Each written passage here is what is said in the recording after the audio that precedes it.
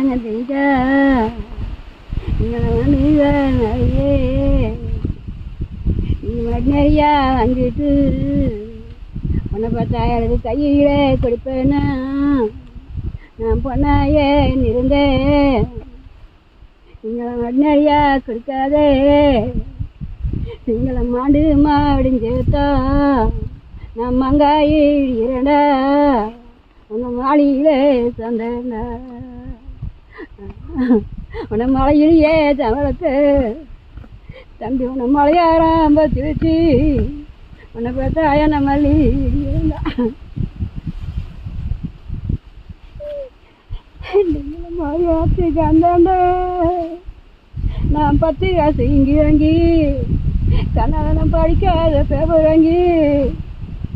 நான் வாங்கி அனுப்பி விட்டேன் என்னை பார்த்து படிப்பாரில்ல